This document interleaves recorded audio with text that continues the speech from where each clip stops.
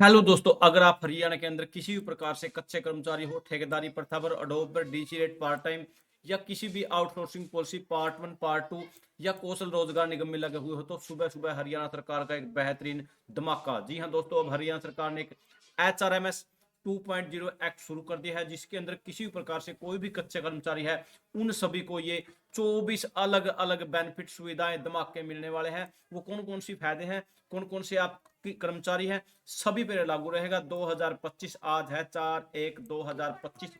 सब प्रकार के कच्चे कर्मचारियों को ये बेहतरीन तोहफा। ये देखिए दोस्तों, 2 जनवरी 2025 हरियाणा सरकार का एक बेहतरीन इंफॉर्मेशन। जी हां दोस्तों, यहाँ पर क्या दिया गया है, इसके अंदर मैं आपको human resource and department Haryana government, यहाँ पर शॉर्ट टाइटल, यहाँ कमेंसमेंट दे दिया गया है। मैं इसके अंदर आपको बताने वाला हूँ ऑब्जेक्ट पॉलिसी क्या क्या है, इसके अंदर डेफिनेशन क्या है। Employees mean any engage on regular basis, contract basis और अदरवाइज। जी हाँ दोस्तों, वो किसी भी प्रकार का कोई भी इंप्लॉयज है, डेफिनेशन के अंदर जैसे कोई भी कच्चा कर्मचारी है, जैसे वो रेगुलर बेसिस है, कॉन्ट्रैक्चुअल बेसिस है या अदरवाइज, क्या क्या दिया गया इसके अंदर, थोड़ा और नीचे लेके चलते हैं इसको। वैसे दो HRMS जो पोर्टल होता है वो रेगुलर कर्मचारी के लिए होता है, लेकिन जो ये HRMS 2.0 शुरू किया है, ये हर प्रकार के कर्मचारियों के लिए लागू कर दिया गया है, लागू होने वाला है। पोर्टल पर अभी कार्य चला हुआ है। मैं आपको एक इन्फॉर्मेशन देने वाला हूं, जैसे HRMS पोर्टल पर किसी प्रकार की कोई लीव लेनी है, कोई भी छुट्टी लगानी है या कोई भी आपको सैलरी स्लिप निकालनी है, वो रेगुलर कर्मचारियों के लिए होता है। लेकिन अब हरियाणा सरकार ने HRMS 2 कर दिया है, जिसके अंदर रेगुलर हो, कॉन्ट्रैक्ट बेस पर हो या अन्य किसी प्रकार से हो, सभी पर ये लागू होगा। इस प्रकार चलने वाला, लेकिन मार्च और अप्रैल तक इस पर पूर्ण रूप से कार्य शुरू हो जाएगा।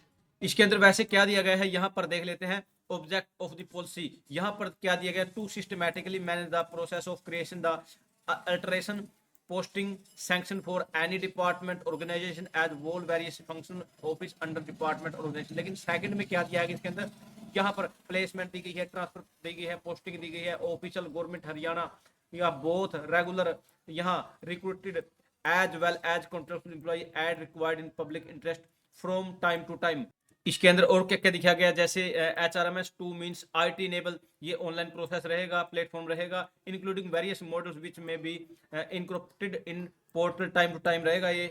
और इसके अंदर एक क्लाउज नंबर 7, जी हाँ दोस्तों, एक कमेटी के बारे में भी इंफॉर्मेशन दी गई है, एम्पावर्ड कमेटी के बारे में भी। जी हाँ दोस्तों, फंक्शनल ऑफिस दिए गए हैं इसके अंदर।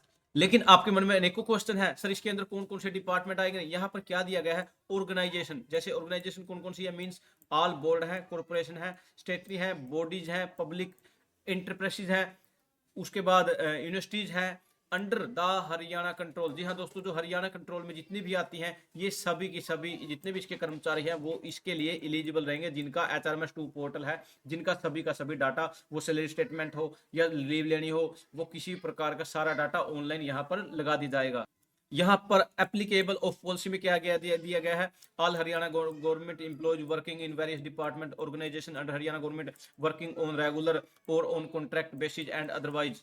और इसका नीचे नंबर 6 स्ट्रक्चर ऑफ HRMS 2, यहाँ पर इसका स्ट्रक्चर भी दे दिया गया है। इसके अंदर जो किसकी कमेटी बनाई गई है, इसके अंदर empowered committee, there shall be an empowered committee, इसी यहाँ पर दे दी गई चीफ सेक्रेटरी की, इसके अंदर चेयरमैनशिप रहेगी। इसके अंदर मेंबर रहेंगे administration secretary of finance department, और मेंबर 2 रहेगा administration secretary of Haryana resource department.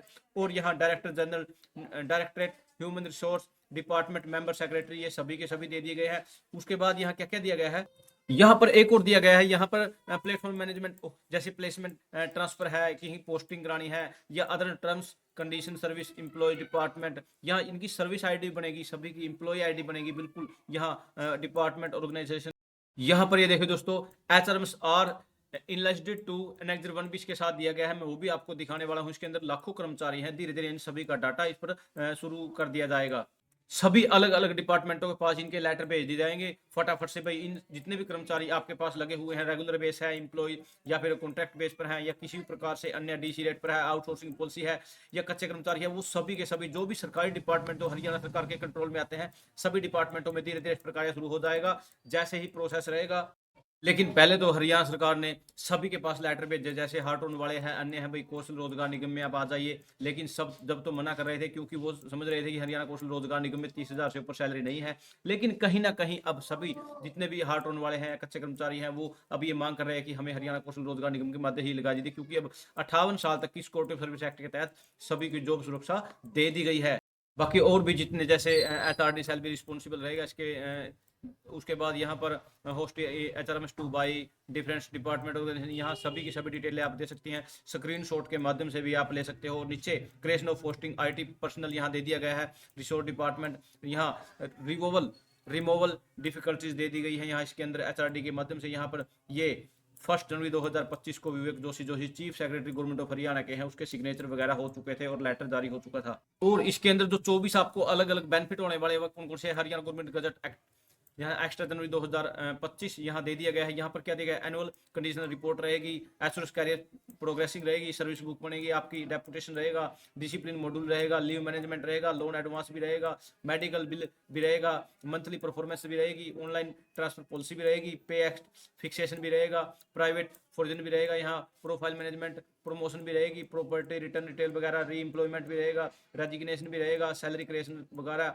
यहाँ पर संरक्षण मॉड्यूल मेंशन दे दिया गया है, टाइम स्केल मॉड्यूल दिया गया है, ट्रेनिंग एंड डेवलपमेंट दिया गया है। उसके बाद transparent posting management, voluntary retirement scheme, ये सभी के सभी 24 अलग बेनिफिट दे दिए गए हैं। वो धीरे धीरे किन किन पर लागू होंगे, कैसे कैसे रहेंगे, इसमें धीरे धीरे इनमें सुधार होता रहेगा। और जैसे ही कोई भी अपडेट आती रहेगी हम इसके माध्यम से अपने यूट्यूब चैनल के माध्यम से आप तक पहुंचाने की कोशिश करेंगे। थैंक यू दोस्तों, नमस्कार दोस्तों।